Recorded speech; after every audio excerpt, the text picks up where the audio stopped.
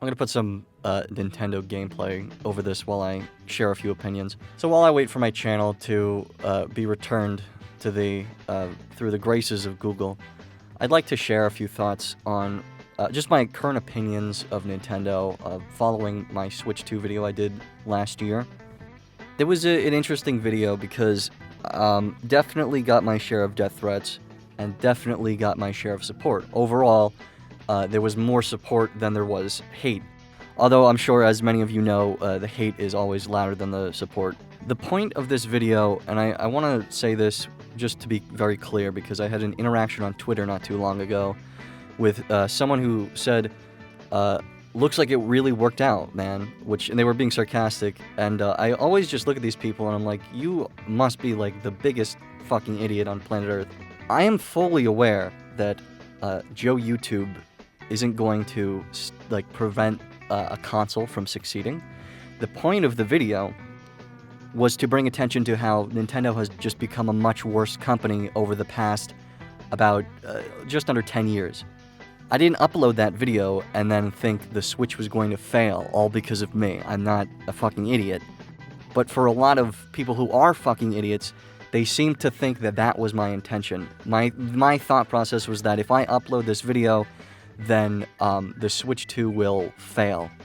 I am more than aware that my video and what I say on the internet has nothing to do with the success of Japan's largest company. The point was for people such as me who enjoy Nintendo and their games to just become more aware of how poor of a company they've become. A lot of people were telling me that I was spreading misinformation, but I would love to hear specifically what was misinformation. I said early on, I think one of the biggest things I got misinformed about was the part I say that it's going to be running either 4K or at 120 FPS, so it's good to know that we won't be able to play in 4K at 120 anytime soon. And a lot of people said that, you know, the PlayStation and Xbox don't even do that, which isn't true. My point was that both the PlayStation 5 and Xbox Series are capable of upscaling games to 4K and also running them at 120 FPS. Do many games do it? Absolutely not. But I'm sure come next generation, it'll be standard that most games will natively do both. But next generation for those two consoles are much sooner than it is for this console that came out less than a year ago. My point in saying that was to express that this console is still years behind. 4K at 60 became possible on PlayStation and Xbox in 2016. The Series X and PlayStation 5 came out in 2019. The Switch 2 came out in 2025, 6 years after that. And it is still behind a console from 2019. Of course, that's to be expected because it's a handheld device, but my point in bringing that up was to show that to expect games that will be 4K at 120, we're going to be waiting a very long time for Nintendo games to be doing that. Whereas they're currently possible on PlayStation and Xbox and PC, and I'm sure they're going to become standard by next generation. But next generation for them is much sooner than it is for Nintendo, because Nintendo just released this console. PlayStation and Xbox, they were, that's 6-7 years ago. Nice. I think Nintendo, since 2017, has been just going downhill in quality as a company. I think it definitely has to do with when Iwata died. And just all their decisions have been really anti-consumer. If you play any modern game from them and you enjoy it, by all means, enjoy it.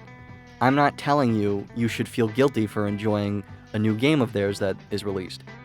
But you should be fully aware of just the laziness behind all of their recent releases. I think you should be aware that the absolute bare minimum is being done to release these and keep the public happy with them. And that is the absolute truth. If you have fun with Mario Kart World or DK Bonanza, by all means, they're fun games, but the absolute bare minimum was done to make you believe that and feel that way. There is no planet where you can look at Donkey Kong Bonanza and tell me that this is a graphically nice-looking game. It's so cheap-looking. The shadows are jagged and alias to hell. Everything is one pastel-y color. and the shading's just terrible, and that's all because minimal effort is required to make it look like that. The game design is fun, yes, I think that's always subjective, but generally I think people would agree it's a fun game. But it is graphically depressing. It does nothing to take advantage of the new technology, and I always just think of Mario 3D World on Wii U, which is a beautiful looking game that holds up so wonderfully. This is not a stylistic difference, this is an effort difference. This game was made to look cartoony and pretty plain and plasticky looking, and it looks wonderful. This game is overly stylized to a point where it just looks cheap. Then I see people talk about when it comes to Mario Kart World, and in my video I gave some footage and I showed that the game is not graphically impressive, especially compared to 8 and 8 Deluxe, which is a game that came out in 2013 or 2014. And you can certainly look at the poly count in some shots and say, yeah, it doesn't look as good. 8 doesn't look as good as World does in some spots. But then people will show a picture of the skybox and say, how do you think this game can't look beautiful? And it's like, it's hard to describe that, like, that's a picture of the sky, right? That's not graphically impressive. Mario Party 4 had, skyboxes of images of the sky. That's not like a graphical thing. That's not like impressive. It remains that most of the game is very untextured and plain looking. There's absolutely without a doubt some extra details in certain places, but generally it's a very graphically easy looking game. There is no extra effort put into how it looks. The polish is very minimal. There is certainly polish in some places. You can certainly look at the stitching on character models with clothing and stuff and appreciate the extra detail, but by no means can you play through this entire game and feel that the extra mile was taken to make you just amazed with this game in the year 2025, 12 years after, this came out, right? And Nintendo believes that you should be charged $80 for it. Next, you look at games that are being released now with the Switch 2 upgrades, which is another joke. First of all, boasting about the Switch 2's 4K and 120Hz is just something else, because the system came out June 5th, I believe it was, June 5th, 2025. It is now towards the end of January of 2026, and there have been almost no Nintendo games to feature 4K output. I have a list here, Nintendo Switch 2 enhanced games that support 4K. Hollow Knight, Silksong, The Tourist, Mario Galaxy 1 and 2, Overcooked 2, and Metroid Prime 4. 2 of those are Nintendo games. Nintendo Switch 2 original games that support 4K, Nintendo Switch 2 Welcome Tour, which is a tech demo, and Fast Fusion. So in total, there are 3 Nintendo games on the Nintendo console that supports 4K, one of them wasn't originally a Switch 2 game, one of them is a port of 2 Wii games, and the other is a tech demo. As far as 120Hz goes, the only Nintendo Switch 2 game that supported 120Hz for the longest time was the tech demo, again, Switch Tour, and it wasn't even the entire game. It was a portion where they show off that the screen can handle 120Hz. Metroid Prime 4, when that finally came out, was the next game to support 120Hz, and to this day still is, which is just amazing if you think about that. Mario Kart Tour and DK Bonanza were not 4K games. They were running at 1440p, and they still do. They're not optimized to run in 4K. Speaking of optimization, it's funny to think that, Bonanza isn't even taking full advantage of the console. It's not optimized to. It's running in 1440p, yet still, it can't maintain a stable frame rate. There are so many frame drops in that game. It's just, impressive how the laziness shows.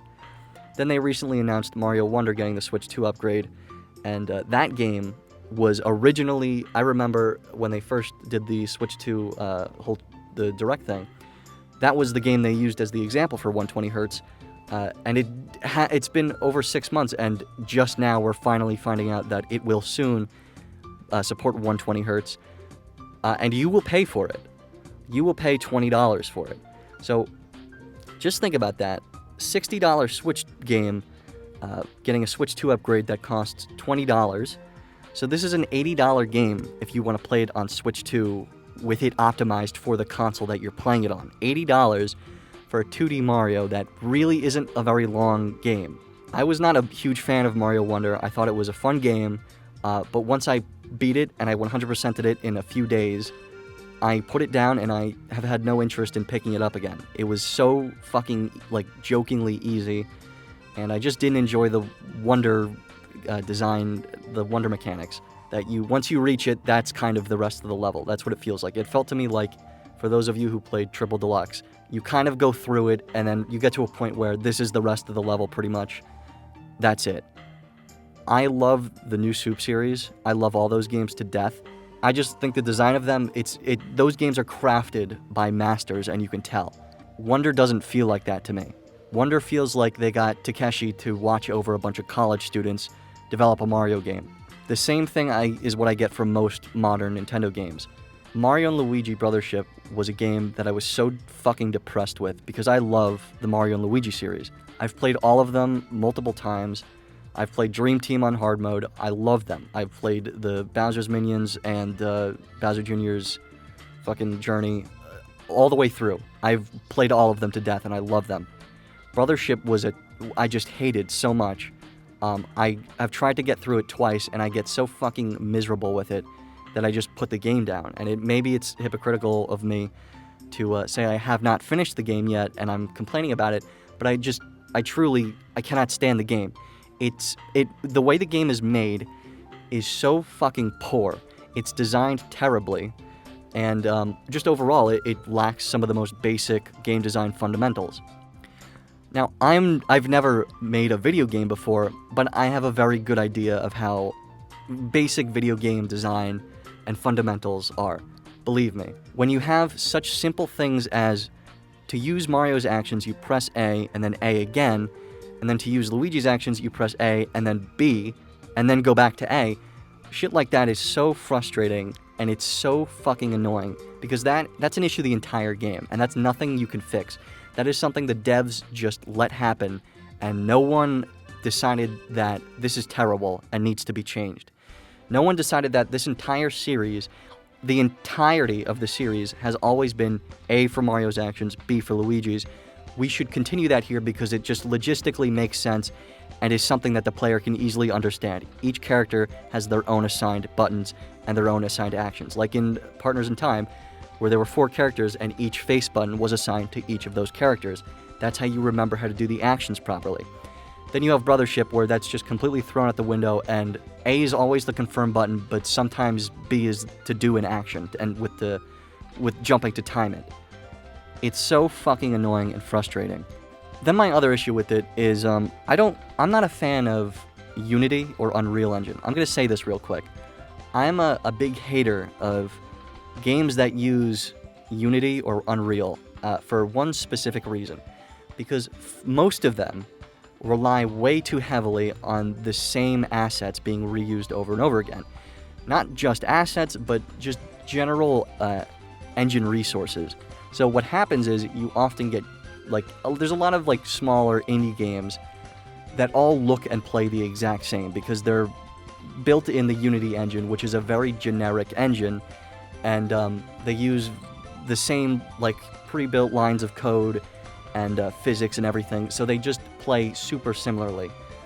When it comes to games, full-on console releases being made by bigger publishers, it still shines through that this was not made with an original engine built specifically for this experience, which is a shame because it's being published by a company that is more than capable of doing so, and has been for 40 years, and definitely has the money and people for it, right? It's not a small company with a few bucks lying around. It's the biggest company in Japan, hiring a studio of many talented people, apparently, that, to handle their most important IP. This isn't a little like, let's find an engine to riff off of. This is a choice to go the cheapest way. So what you get is a game that has UI and controls that are so disgustingly Unity. It's so clear that so many elements of the game were designed just using Unity's pre-installed assets. Not assets, but just the way physics are done and controls move around and UI works.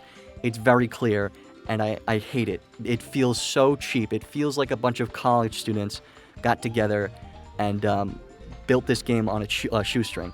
It's depressing. The frame rate is terrible. It's optimized like dog shit. And for a game that looks like this, for it to run as terribly as it does on the Switch is just abysmal. And the fact that people praise this game is just unbelievable to me. As far as the hub world goes, I think it's done terribly. I think it's horrible the way you move around on the map like that. It's very reminiscent of Spirit Tracks. The thing is with Spirit Tracks is it's a bit more comprehensible. It's done a bit better. I was not the biggest fan of Spirit Tracks and the way the world map was done. But I can say that in a lot of ways, for a lot of reasons, it comes off as just, it's done well enough. The music is something that's done so wonderfully that you kind of just, the music on its own, during the whole time you're on the train, it almost excuses it because it's just so catchy. I can't stand any of the music in Brothership. It's not that it's all terrible. There are some good tracks I do care for, but nothing, absolutely nothing comes close to any of the OSTs of the games before it. I was not impressed with any of it. Especially coming from, I think, Superstar Saga DX, one of the most beautiful games on the 3DS, hands down. If you have the chance to play that game, by all means, it's a fantastic game, and even with the little changes they made that do suck in some spots, it's such a beautifully made game, and the OST is wonderfully redone. The graphics are redone amazingly. It's all 60 FPS. It's beautiful pixel art with anti-aliasing. It's just done amazingly. And then you look at this mess that runs terribly. It's got frame rates like piss. It just looks fucking terrible. I hate it, and I don't know why they chose to go with 3D models. I don't think it looks well for the series.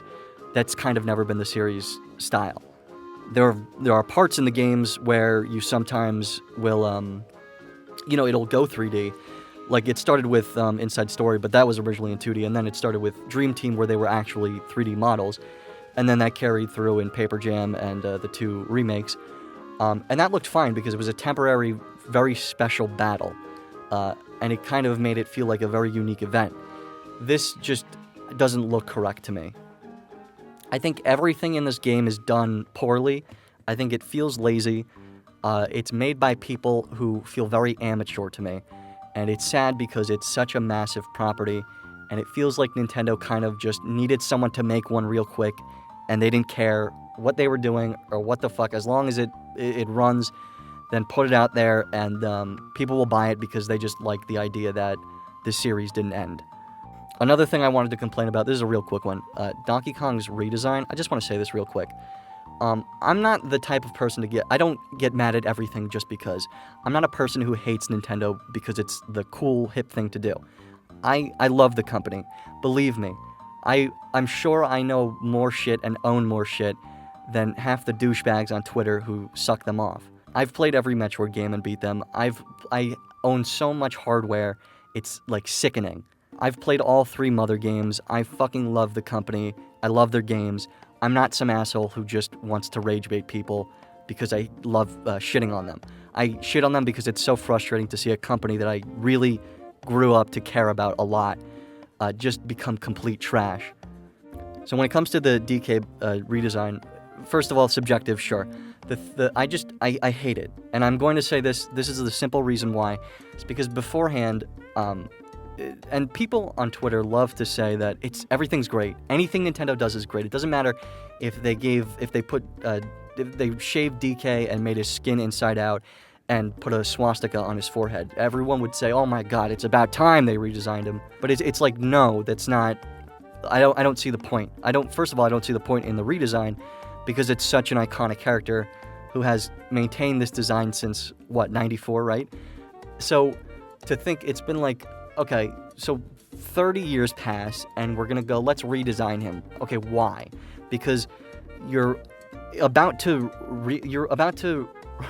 have a $60 release of a $50 Wii game that was ported to 3DS for $40 and discounted to $20, and that game that you're weirdly advertising very heavily uses this design that's been standard for 30 years. You also, I don't know if you're aware of this, Nintendo, you just opened a park in Orlando and in Japan, and that park, there's like a whole park there, right? Using this design that's been standard for 30 years. So what the hell? I don't get that. I hate the new redesign, and the just basic reason why is because when it comes to the old DK design, it's a very unique and very recognizable character. You saw the character. It looks like an It looks like an ape. It looks like a clueless primate who is just a fucking weird animal.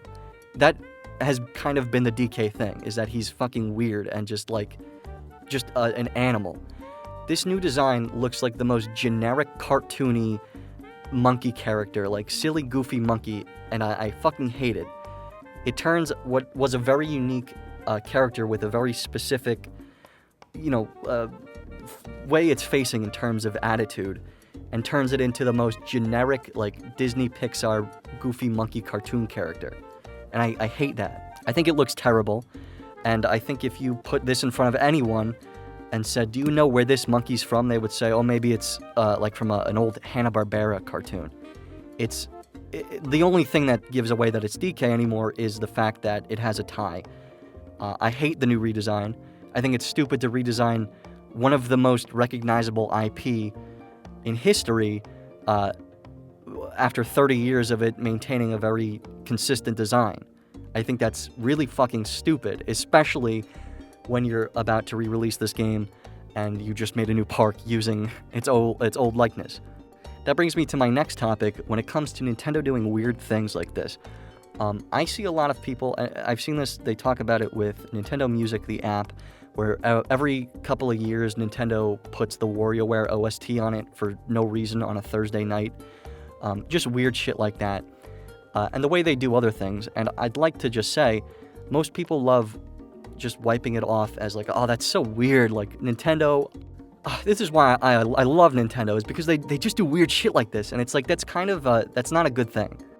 The best thing I can think of recently was the DK Returns update. There was recently an update for this, once again, $60 port of a $50 Wii game that was ported to 3DS for $40 and discounted to $20. That you're now, this game from a very long time ago that you are now going to pay $60 for.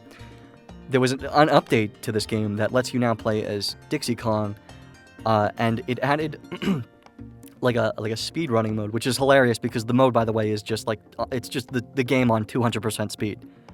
But people see this and they're like, oh, okay, well, sure, I'll take it. But it's not like good. That's not good. Genuinely, it's not funny. It is funny because it's stupid that Nintendo does this, but it's not like oh, that's so Nintendo, like at a left fucking field. Like, oh, what a bizarre thing for them to do. This is why I love them. It's like, it's genuinely, it's a very poor decision because the game's been out for months, right? And at this point, anyone who was going to buy it, bought it because they wanted to replay this game. It's a very good game. It's a great game. It's a very great and challenging game that, of course, was made easier when it was ported, which is another thing I want to talk about after this. But it's a game that has been out for months, and the people that were going to play it probably bought it very close to launch, and it's not going to continue selling well over the span of the Switch's life or Switch 2's life. It's not Breath of the Wild. It's not Mario Odyssey. It's not going to consistently... People aren't going to pick it up and pick up a copy of Donkey Kong Country Returns HD. The people who are going to get it, most of them, 90% of them, got it close to launch, and everyone else is going to slowly pick it up, maybe if it's on sale, one day for Black Friday. If they see it for like $40 or they really want to get it, or they get it used somewhere, something like that.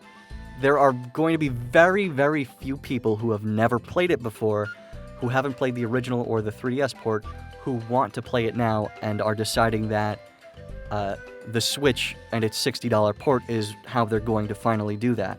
That being said, the amount of people who have not beaten it yet, who have gotten it, versus plus the amount of people who have not gotten it yet, who will eventually get it, who has it right now that wants to go back and play with Dixie Kong for some reason?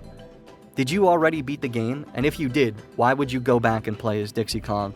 If you didn't beat the game, why is it taking you so long? Do you plan on ever going back and beating it? Do you even care at this point? If you haven't beaten the game, is it because you've beaten it before and you're like, at this point I played half of it, I don't really care about finishing it? Or are you just like, maybe in a few years I'll pick it up again and I'll finish it off and then I'll finally get to use Dixie Kong? And it's like, so what was this? What was the point of this? And is this some like desperate attempt to get people to continue buying it? Because whatever it was, it's a very stupid decision. It's not funny in the way that it's interesting or good for consumers. It's a genuinely very stupid move by Nintendo because it's a decision that benefits almost no one and makes very little sense. The only thing it does is it gets people to raise eyebrows and laugh it off and pretend that it's something good. When in reality, it's a very stupid thing that it didn't come out at launch. It came out months ago, and it could have been a selling point that this port, is also going to have Dixie Kong and a few other random things. But this is months after the game. It's such a specifically terrible game to update months after release, especially when it came out and the console it came out for, that it's just it's a very stupid move, and it's just a very stupid thing to do. It makes no sense, and that's not funny. It's stupid. It's very stupid. And I think a lot of people aren't realizing that Nintendo is just making a lot of very stupid decisions, and no one's really acknowledging that they're stupid because everyone loves to just ride their dick and play it off as like, oh, that's so, you can never predict Nintendo kind of thing. It's like, no, these are actually stupid decisions. These are very poor corporate decisions that are being made. They waste resources and benefit almost no one, and if they do happen, they should be happening much earlier than they are. That's not something that's good for anyone. That doesn't benefit the people who already bought it and played it and are not going back because who fucking cares that you can play with Dixie Kong now? That's just a genuinely very, in terms of the game and the industry and its position in it, it's just a very stupid and poor decision that benefits no one and most likely just wasted resources. It's not something funny. It's not something like, oh, Nintendo. It's like, no, it's genuinely, it's a very stupid thing that they did. And I say the same when it comes to Nintendo Music. This app isn't a selling point for NSO. Nobody's subscribing to NSO because they just gotta listen to the WarioWare soundtrack on 30 minutes loop.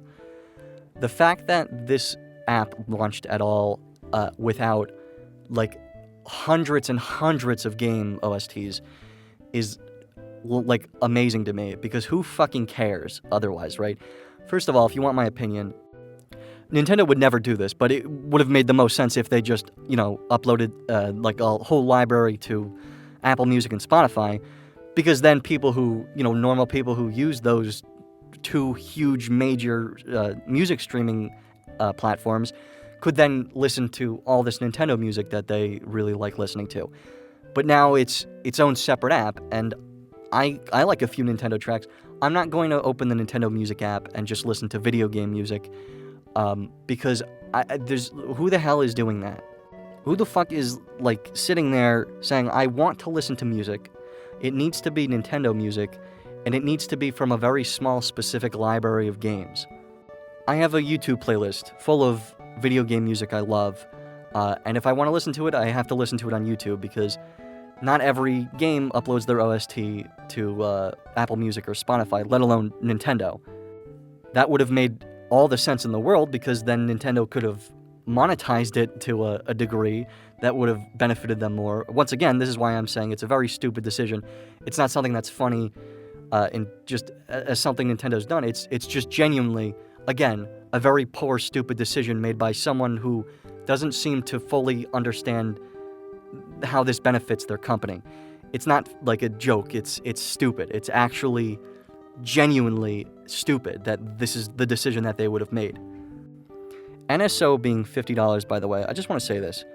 If you're paying $50 for the game library they have now, today, this very second, if you subscribe to NSO, the library of games you're getting access to, I think it's very well worth the $50 a year. I truly do believe that. The online will never be worth paying for on any platform, on PlayStation, on Xbox, on Switch. Never in a million years will paying for online ever be something that I think is okay. That is a fucking joke. If you want to charge for other, random subscription services like Xbox with Game Pass, for a while Game Pass was a great subscription. It no longer is, since I think it was like $10 they upped the price, right? I was subscribed to Game Pass for like 5 months a few years ago. And I was like, this is actually fantastic for what I'm paying. I think for a while they did, it was like $1 for 3 months or something like that. It was a great deal to get you into it and hooked on it. And then after that, I forget how much it was a month, but it was something reasonable. And it got to a point where when there was a new major release, it would often be on Game Pass. And I thought that was fantastic. I don't have to run out and buy a copy. I can just download it right now, today, on launch day with Game Pass. I have Game Pass, great, I don't have to worry about it. And it included EA Play, and it had some other stuff. And it was great, and it turned to shit when they upped the price. And I think I'm just also at a point now, I don't have enough time to play all these games that much, so it wouldn't even be worth it to subscribe to me anyway. With PlayStation Plus, I don't subscribe to PlayStation Plus or Xbox Live, or I think it's just called Game Pass now. I think they got rid of the Xbox Live name. I think it's just Game Pass is to play online, and Game Pass Ultimate is to play online and get the whole library. I don't subscribe to either of those anymore because I don't play enough. I don't go online enough there. If I am, the few online multiplayer games I'll just do that on PC, where I don't have to fucking give Gabe Newell $90 a year to play online, permission to use my video game I paid for to play it online. That's fucking stupid. I do pay for NSO and the expansion pack because I enjoy having access to the large library of old Nintendo games. I love that. $50 a year for access to NES, SNES, Game Boy Color, GBA, and what else you go with the GameCube and Virtual Boy soon, and just all that, and N64. To me, $50 a year for such a large library of games you can access at any time, I think that's worth it, personally. I don't like that I have to pay for it to get access to online. That's fucking stupid. And again, I probably wouldn't be paying for it, because I just don't play online enough. But I would love the option to pay individually for all these titles like you could on Virtual Console with on Wii U, 3DS, and Wii. Of course, they're not going to give us that option. If they did, I would love that. That would be perfect. I hate the idea that there's going to come a day where these servers are not going to be online anymore, and all my data is just going to, like my game saves and all that, are just going to fucking go by. I'm kind of just saying, hey, Nintendo, just hang on to these for me for now, because you won't let me take them off my system and put them on an SD card or something. That I hate. I also wanted to quickly comment on Virtual Boy on NSO real quick. First of all, the direct that they announced this in, I swear to God, I haven't been excited for a Nintendo thing. The only Nintendo thing I've been excited for, genuinely, in the past, while, was Metroid Prime 4, which I almost made a video on. I have played that. Because I fucking love the Metroid Prime series. I've played all the games to death. The only Metroid Prime game I've actually not played is Metroid Prime Pinball. I've played a little bit. I haven't beaten it, because it's a very expensive game, and I want to do a video on it. I wouldn't do a video on it if I didn't have a physical copy. It's gonna be like $140 for like a CIB copy, so I gotta wait. But I love Metroid games, and I was super excited for it. And the direct that they announced the Virtual Boy games in, I swear to God, I got so fucking excited for it. I get excited for old Nintendo shit now. I really don't get excited for new stuff. Rhythm Heaven I'm very excited for, though. That's an upcoming Nintendo game I'm very excited for. But I was so fucking hyped when they announced Virtual Boy games. That's just fucking awesome. That it's being preserved, and it's going to be using an official emulator. And it's going to have 3D support. That's fucking awesome. They keep advertising the cardboard one and the plastic Virtual Boy case. They keep saying that you need it to play in 3D. If I have to take a guess, I'm going to assume that you don't. I'm going to guess that it's just side by side, and you have to, if you want to play it like a normal person, you have to use the headset. But if you play it on a TV, I really feel like it's 50-50. It's either going to show up on screen side by side and let you play like that, and they should just give you an option to let you choose if you want to view just through the left eye or right eye, like, that would make sense, but they're not going to do that. Or the other option is you just use the other thing they might do is you put it into the TV in docked mode, and a pop-up comes up that says, sorry, you need to do this in handheld mode. That would be fucking stupid, because there's no that's just an arbitrary decision that they've made, a design thing that they've implemented just so you can't play it on the TV and you have to buy their stupid fucking accessory. I love the idea of the accessory. It being $100 I don't like, but the idea of it is, I love that. I truly very much do. I think that's fucking awesome. I think the Virtual Boy has an awesome library and is just really cool, has fun games that if you don't own a Virtual Boy, or if you've never seen my Teleroboxer video I did a while ago, I think this is a great opportunity for people to play these games because they're fun games. They are. The absolute best case, which I hope, is that you can play it side by side on TV, and if you have a 3D TV, I do have a 3D TV, then you can actually play the virtual games in 3D on a TV. That would be the fucking coolest thing ever. I really hope that they can do that and go that route. It wouldn't be, obviously, it's supporting it locally or, like, natively, the 3D support. You would have to, like, change the side-by-side setting on your TV. If you own a 3D TV, you know what I'm talking about. But I think that would be really cool. I am a little bit upset that they're not doing a Virtual Boy controller like they did with all the other home consoles. I know Virtual Boy is not a home console, but I think it's genuinely, it's a shame that they're not doing a Virtual Boy controller. I was hoping that when they did Game Boy and Game Boy Advance that they would have some kind of accessory, just maybe like a little Game Boy shaped controller or Game Boy Advance shaped controller that would let you, you could play the games with the original face buttons and all that, the original interface, which they never did, which is upsetting, and I was hoping they would do that with the Virtual Boy, especially since the Virtual Boy has a much more unique interface layout, or just face layout than any other controller ever, right? The 2D pads like that, the two triggers, and the select start A and B buttons, they're all in very unique positions. There's no other controller that really matches that. So it's going to be weird to test that out. You can get like Virtual Boy USB adapters. I actually have one, but I'm sure they're not going to work very well, and I'm sure you're probably going to have to do some fuckery to get them to work. Other thing I wanted to talk about real quick is easy mode. I used to be like one of those people who would watch Mike Matei complain about the white Tanuki suit and be like, you fucking dumbass, just don't use it. But I'm getting to a point now where I really just prefer old games, especially to their remakes, because newer Nintendo games are just really fucking easy, and it's like upsetting. It's it's made me realize a lot of things. There's I've heard a lot of people say to me, you just think old is better. You can't accept anything new.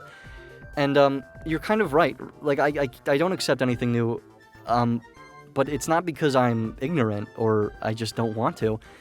It's not that I think everything I grew up with is the best, just because. It's that I genuinely do believe, just factually and objectively, design-wise, and for so many other reasons, that the older games are just better. They just are. Everything about them, the way they're designed, the way they're put together, the way the UI is, everything about them is just better. I play the old New Soup games, and they're not, like, very easy. They're not that easy. They're not very, very easy games. They get harder and harder as you go on. You're not going to run out of lives, but that's not the point. It's that you're getting through them, and the design is good. It's difficult. You want to get all the start coins, you can get all the extra levels. They're just fucking fun games because they have challenge to them. Then you play Wonder, and when Wonder's final level is like something I got a few tries in, and it's just upsetting because half the roster are easy characters, And it's just depressing because you can beat the game. It gets to a point where, and it was like this with New Super U Deluxe when they ported that to Switch, and they had Toadette as a character, and she was like an easy mode character, and it's just like depressing because I can beat the game in its original challenging state, or I can use the easy mode and do the exact same thing. So the only reason I wouldn't use the easy mode is because of my conscience, which is stupid. I could play the game with challenge, but why would I do that when I could get the exact same result and beat the game the exact same way using an easy mode character? Nabbit, I know that you can't, the level doesn't show up as completed properly, but with Toadette it does, so what, I don't get it. Then with Wonder, it was like a joke. I mean, it's a fucking cakewalk. There is no challenge. If you find it challenging, then it's because you're making it challenging for yourself, because it shouldn't be. Everything about it is stupidly easy. I don't feel good beating it. I just hate it. I fucking hate the talking flower, and this is another thing for a second. When it comes to voice acting, okay, there's bad voice acting and there's good voice acting. I think that so much, especially Nintendo, all of their voice acting decisions have been fucking awful in the past, 10 years. I think they've been completely terrible. I think there's a genre of person that sounds like the first person on Fiverr you could hire, and I think that's who they got to sing the English dub of the melodramatic Smash Ultimate theme. Same with Kirby Air Riders, the voice of Pauline in Bonanza, and just Kevin Afghani in general, who I really don't like him as the voice actor. I don't think he sounds good. I think every time I hear his voice, it's either okay for 10% of the time, and then the other 90% of the time, it's oh, that's Kevin Afghani trying to do a Mario impression. It's very noticeable. He's trying very hard to do it and can't. That's what it always feels like to me. I think you listen to some of his voice lines. The first, I think, game he voiced in was Jamboree. And it just sounds like a dude they were like, can you just do a Luigi voice real quick? It doesn't sound like a guy who actually should have been hired to do the voices. And I have no clue why they decided on him, because I've heard a million people on the internet doing flawless impressions of so many of the characters that Martinet would voice. So it's why in God's name would they get a guy who really just can't do it perfectly? For the most recognizable IP on planet Earth, why would you settle for anything that isn't nearly perfect, is what I don't understand. It's not an inclusivity thing. It's not a DEI hire. It's not a decision that's meant to. It's not like handing it to a fan. We care about the fans. We're gonna give the job role to a fan. It comes down to genuine stupidity, in that you're just choosing. It's a very poor decision.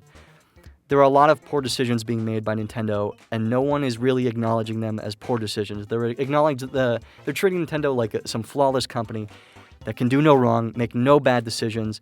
Everything they do is for a purpose because they know what they're doing. They make the right decisions. There is no such thing as Nintendo making the wrong decision. But that's just absolutely not the case, especially within the past few years. They just objectively make poor decisions, and they get away with it because no one calls them out for them. Everyone rubs it off as Nintendo being an expert in the industry, when in reality, it's just objectively very poor decisions that they're making that are stupid and aren't benefiting us or them. I mean, them to an extent, because we're stupid enough to buy into it, but it's not, these aren't good decisions. These aren't good things. The talking flower in Wonder, real quick, I fucking hate it. It's not because I hate fun things. It's because I feel like you could play, and this is another thing where Nintendo games of 10 years ago, I feel like you could play Mario games 10 years ago and just enjoy them because they were rated E for everyone.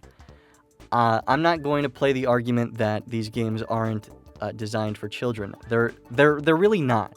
And the people who say that, it's just a great way of letting me know that your opinion to me is meaningless. Right? The games they're fun games that are not, they don't have fucking blood and gore in them. They're just fun games. I didn't play New Super Mario Bros. Wii and think, God, I feel like a preschool pussy playing this right now.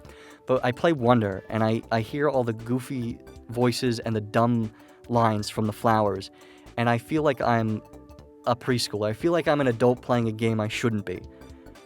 I feel like I'm playing like a Sesame Street Xbox 360 game when I should be playing like Battlefield 6. It has nothing to do with the game being designed for children. It's E for everyone. It's a game made that anyone can enjoy to just play. You don't have to be a child to enjoy it. You don't have to be an adult to enjoy it. You have to be a human being with thumbs to pick up this game and just genuinely enjoy it. Enjoy it. I don't enjoy picking up newer Nintendo games and hearing fucking really corny voice acting, really dumb, kiddish design that are designed for the fucking most brain-dead idiots of, like, babies, making sure that everything is as easy as possible and nothing's challenging. It just pisses me off because it makes me think, like, it's not me saying, well, growing up, we didn't have it like this, it was harder when I was a kid. I had Mario 64 DS. You just had to beat it. There was no easy mode. There was no, golden tanuki. You just beat the game. That's how you did it. But, like, in a way, that's kind of what video games are, right? They're overcoming some kind of challenge. There's an objective and there's the challenge to reach the objective. There are certain games where the point is that there isn't really that much challenge. That's why there's games like, Animal Crossing, where what's the objective? To just get everything how you like it. There is no challenge. Sometimes there is a little bit of challenge with, figuring things out and managing money and, coming up with ideas and stuff. But when it comes to just platformers, right, the challenge is getting from A to B. If there is no challenge, then why am I, like, bothering? I overcome what challenge? There is no challenge. I reach the objective and I feel like there's another game I can just put a notch on my belt for. I don't care that I beat this game. I love the original New Soup games because I would 100% them, and it's like, you gotta sit down and you gotta 100% them. You gotta find the start coins, you gotta beat all the levels, you gotta fucking beat the game. It's not terribly easy. But Wonder's a game I 100%ed in, I think, 3 days, and I didn't care to ever pick it up again. And now they have this Bella Bell Park, I think it's called, which I really just don't care. I don't care to go back, and it's upsetting to me. I love the New Soup games because they were designed by masters. That's what it feels like. Now, all these Nintendo games, it feels like... And even Odyssey, the final level of Odyssey is fucking difficult, and I loved that. I loved that it took me, like, just 3 days of sitting there trying over and over and over again to finally beat it. And it's like yeah, I fucking love that. I love that you got this far, you 100% of the game. You just have to fucking be good to beat the game. That's it. You have to be good. And now it's just like, if it's challenging for you, that's on you. Like, it's your fault it's challenging because there are a million easy modes that don't penalize you in the slightest. And it even goes that way for Odyssey with the assist mode. It just gets to a point where what am I playing for? I would rather play older games where it's unforgiving, not because it's unfair. It's unforgiving because it's fair. It's unfair that it's so that these new games are so forgiving. It's not fair to the people who just want to play a game for genuine challenge. It's at that point now. Obviously, a lot of Nintendo people are retiring and going to retire soon. I forget who it was. Kensuke Tanabe, I want to say, who just retired. I could be wrong. But even people like Miyamoto, have stated, like, they have very little to do with game development now. Miyamoto is on the board of directors. He mostly just walks through the office, and I say this, obviously, I'm not at Nintendo knowing what's going on exactly, but, Miyamoto's the one walking through the office saying, yep, that looks right, and leaving. He's not sitting at the table, designing levels and shit. And that's a shame, because the people who used to design these games were the experts. They were the veterans who knew the fuck what they were doing. When they made a decision, they made a design decision, they went all the way with it because they knew exactly what they wanted it to be. Then you play a lot of newer games, and it's kind of like you can see where the veterans just aren't, they're just letting go a lot because they have less and less to do with the game. They're hiring newer, younger minds who come out of college, at colleges where, video game design, it's no longer an art. You're a factory. There's ways to do it. Here's how you do it.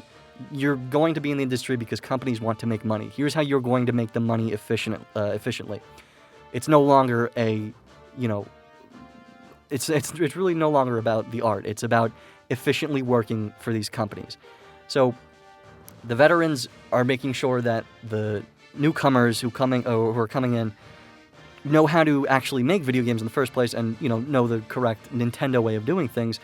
And then those people will do things as efficiently as possible that will sell the game and make it money.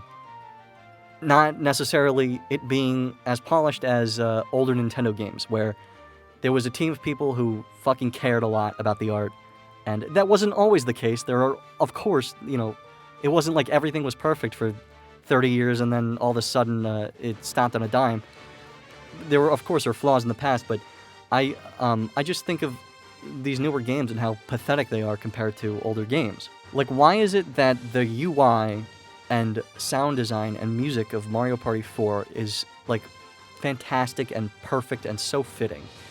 Everything about it, the speed at which things happen, to just the littlest design details, the way events start, the way you're moved around and things.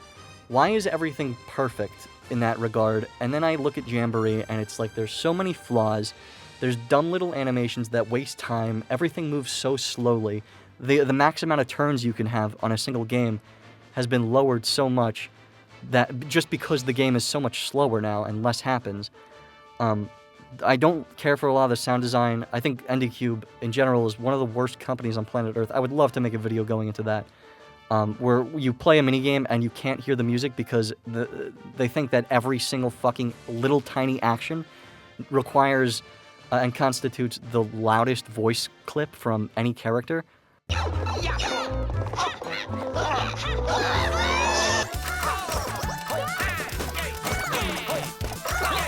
Like, it's just so much stuff that's just a joke. And I look at old minigames and stuff, and I'm like, how is this minigame so fucking, like, wonderfully put together? No matter how bad it's designed, if it is bad design, if it's anything.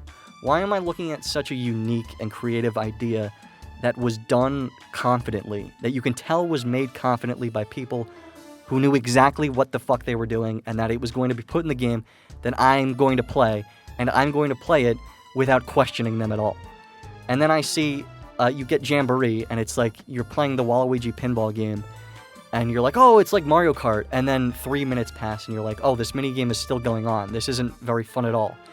And then you get the Ally, but it's the last round of the game, so you kind of play the 3-minute minigame for no reason. It's the little design things, and then you have the most simplistic, minimalistic UI, and it's like, of any fucking series on planet Earth to go minimalistic, Mario Party is not the one that should be doing this. Then you have these preschool teacher announcers with the most unbearable fucking voices to just make you feel like you're 2 years old playing this. You got a star! And I look back at just the GameCube Mario Parties and even like 8 and DS, and it's just like, I play these games and I don't feel like a little kid. I feel like a person really enjoying themselves playing a video game.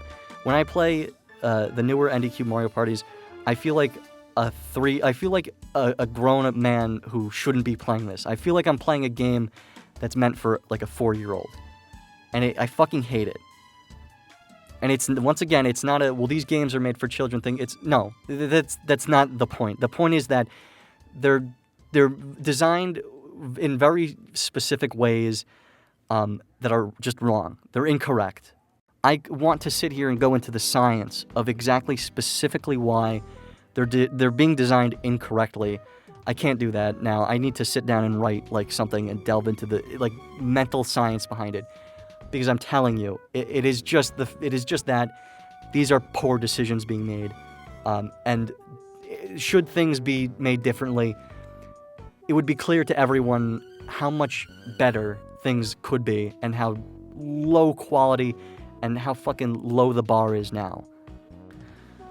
Graphically, I think Nintendo's at a terrible point. I think Nintendo games have never looked worse. I played Super Rush, right? And all I could think of is why does Toadstool Tour look so much better than this game? You play Super Rush, which is one of the most graphically disgusting Nintendo-published games I've ever seen. Camelot has gone down fucking hill in the past 10 years. Camelot used to be a quality machine. Their games were polished, they were whole, These Nintendo published games, it used to feel like you could knock on them and it would sound like they're fucking dense.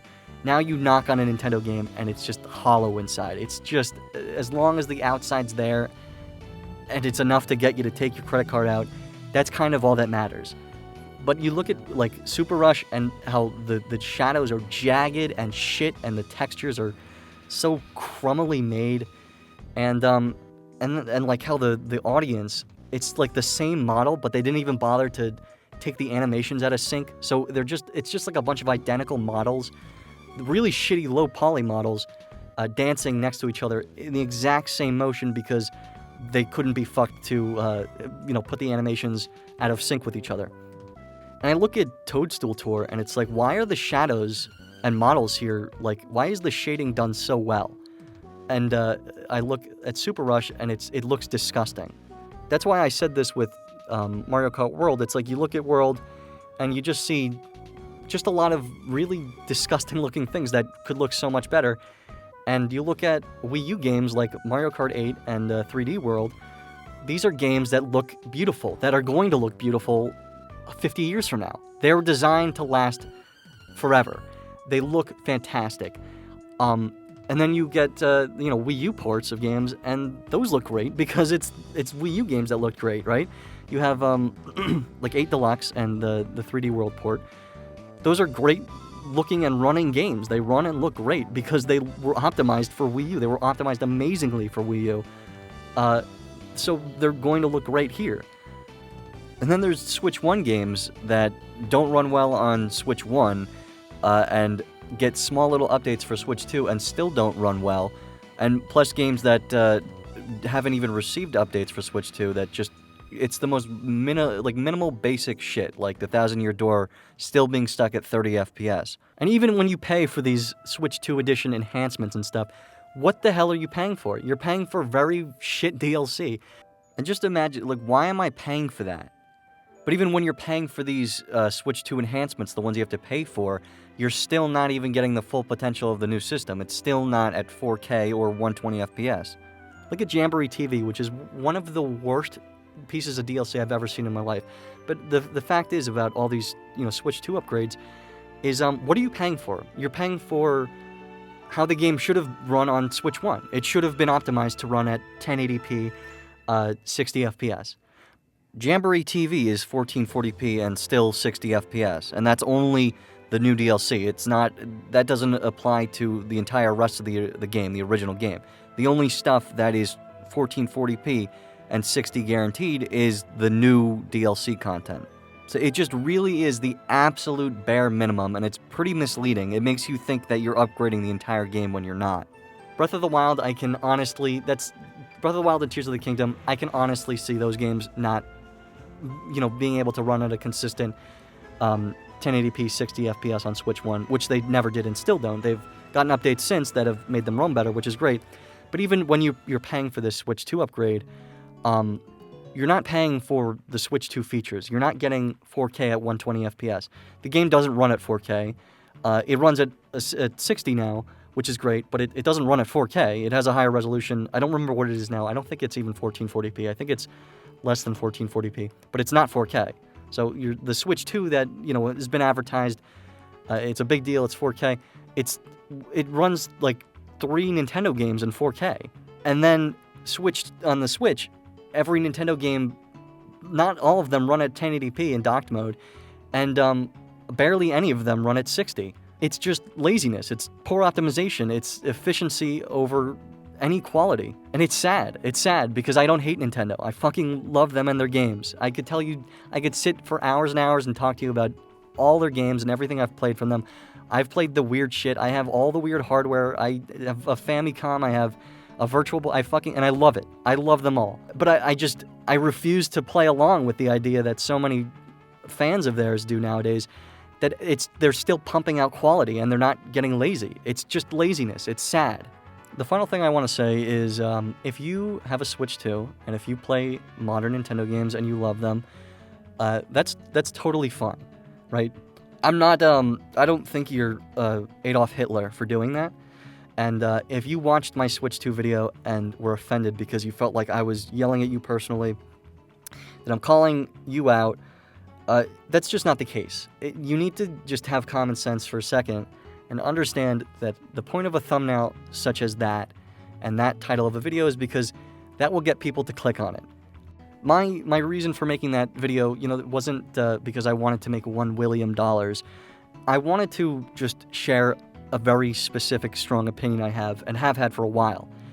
That's why I wanted people to click on the video. I wanted them to hear just a perspective, because it's important to me, not because I really want to call people idiots and I want to ruin Nintendo or anything like that. It's not because I hate Nintendo in particular. It's because I really love the company and their games and their IP, and it's just depressing to me to watch them slowly just collapse onto mediocrity. Yes, other companies do the exact same things. Yes, Microsoft and Sony have their consoles and their platforms, and they have a million sad, pathetic things they do too. I do not defend either of those companies. I don't stan any company right now. I really don't. And I don't fucking care about defending any platform. I see Tripster on Twitter, and I just think to myself, what a fucking loser. And I see hating is a sport on Twitter, and I think to myself, wow, what a fucking loser. I see, Obi-Wan on Twitter, and I think, wow, what a fucking loser. All these people are fucking losers because they can't see that all of these companies are getting worse. And the only reason they're continuing to get worse and getting away with it is because there's all these morons defending them. The reason I focus on Nintendo so much is because Nintendo is my favorite company in the industry. They are. I care a lot about them and their history and their games. I could tell you so much. I have so many dates memorized in my head. It's pathetic. But Nintendo is the ones that get away with it the most. And they're in a position now where they have been and really are the most important company in the industry. They're the only company that still makes hardware and first-party software exclusively for that hardware. Sony's at a point where it's like, what the fuck do they even do anymore? The few exclusives they have, it's like, it's IP that you can't really, nobody cares that much about. They sell, they'll sell copies, but they're hard to love. It's a lot of IP that are hard to love. And given that Nintendo has had IPs for over 40 years now, there's people who stand by it and love it. And all I want, and I would like to say that I've been working on a video for a while now, specifically about this, and it's a very, I plan on it being a very long video. It's not close to being done. It's something I've been slowly working on. It's about Nintendo and their position in the industry. It goes into great detail about everything and all these things I'm talking about, but it's not opinionated. I mean, I guess it literally is, but it's all based on actual fact. I've been working very hard to pull up very specific things to back everything up so it doesn't sound opinionated when it comes to things like talking about like tariffs and prices, $80, $70 for a game. And people saying, well, back in the 90s, you'd pay $70 for a, Super Nintendo game. And it's like, there's a very good reason that's a poor excuse. There's a very good reason that $70 today, being standard for a game, it's a much different world. It's a black and white world today than it was in the 90s. In the 90s, there's in terms of just literal financials, household income, the rate at which games are produced, how much time and money it took to produce them, how many games people owned, just things like that. You can't compare that. It's such a different world now. And certainly games were expensive back then too, but like I said, the context matters. And when you get a game like, Mario's Golf Super Rush that is $60, you can't defend that. It's pathetic. It's sad. The only person benefiting from your complaints is you. That is the truth. Don't ever feel like complaining on the internet is a waste of time, because if you're not, then no one's hearing you. If you enjoy these games, enjoy them, right? Like I said, I'm not calling you a bad person. I love so many Nintendo games. I could sit here all day and pick apart every Earthbound game, every Metroid game, every Zelda game. Really, I love them all. F-Zero, WarioWare, Rhythm Heaven, I've played them all. I fucking love them. Every piece of hardware, all software. I don't think you're going to find another guy. I don't think you're going to find too many people, who who unironically bought every single piece of DLC for Rusty's Real Deal Baseball. Oh, this is the last thing. The Mario movie. I just want to say this real quick. I just don't get excited for new Nintendo shit. Like I said, I just can't. It's all too depressing to me. The original Mario movie, I think it's disappointing for a lot of reasons. It was a fun movie. It just wasn't what it should have been, and I can't help but feel that, if Iwata was still around, it would have been a much different movie. And I'm sure talks of the movie were, there were talks of it long while Iwata was alive, but I can't help but be disappointed with the final product, because it's very clear to me, I bring this up because it's very clear to me what the sequel is going to be. The sequel is going to be very poorly paced, like smorgasbord mix of a bunch of random bullshit. It's going to be whatever Joe Schmo in the office could think of. Put that in the movie. I hate Chris Pratt being the voice of Mario. I think it's stupid. I think it's unfitting. I think a lot of the character design and the way they look and stuff is stupid. I think in a perfect world, they could have done it. It could have been such a fantastic movie if they just stuck to the original character designs. And you really just don't need that much voice acting. Like, it could be minimal. And I don't think that there's literally any problem with that at all. I think regardless, people would very much enjoy sitting there watching what looks to be like a really long cutscene, It's the same with the Minecraft movie. People would have just loved to see that. And then they have the trailer for the new movie, and you just look at it and it's like, oh my god, you're just going to sit there. There's going to be no coherent story that treats you like, a human being with any intelligence. It's going to treat you like you're a bumbling dipshit who plays Mario games, and you're going to look up and you're going to go, oh, the frog suit, I remember that. And then the next scene, it's going to be Rainbow Road, and you're going to be like, oh, like from the Mario Kart. But it's like, why is that there? It's there because, why the fuck not? No one really cares enough to treat the property or the franchise with actual legitimate respect, and give it a movie that could have been great. Give it an animated feature that is respectful to the source material and doesn't treat the audience like a bunch of bumbling morons who just eat up references for breakfast. You're going to watch the movie, and it's going to be called the Mario Galaxy movie, and it's going to have a lot of Mario Galaxy stuff. And you're going to watch it, and you're going to go, oh, it's a Luma, oh, it's a Starbit, and that's going to be the appeal of the movie. The movie is not going to be appealing because the story's going to be great, because the character design's good or the writing's good. It's going to be good because you're going to watch it and you're going to go, oh my god, that's Gusty Garden Galaxy music. Oh my god. Oh my god, that's the T-Rex from Odyssey.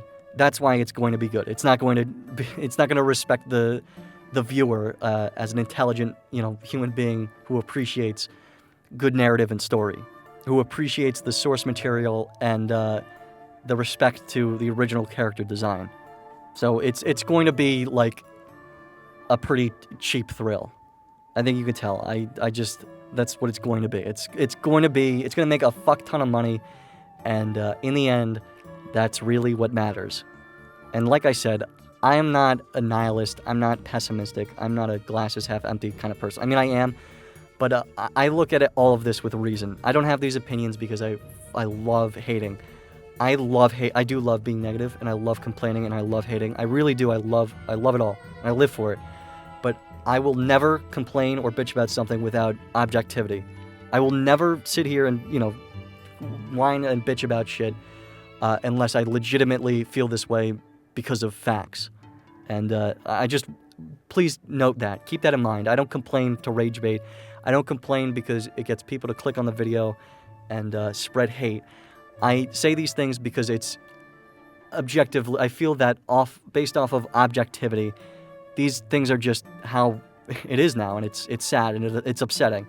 I would love to be able to play a new Mario game and say, wow, like this was made by experts who fucking made every design decision and element was done with confidence, knowing that it fucking worked, and they made sure that this game was presented beautifully and looks great.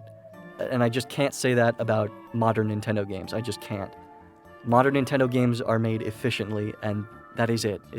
They're made efficiently by doing the bare minimum. And the veterans who once used to run the company, it's really now a businessman running a bunch of college graduates who are, being factory taught by veterans. That's kind of what it is now. It's sad. But that's going to do it for today. The channel, I'm still working on the channel getting back. It's fucking annoying. I hate, oh my god. I hate Google. Thanks for watching, though. And as always, I've been wasting your time.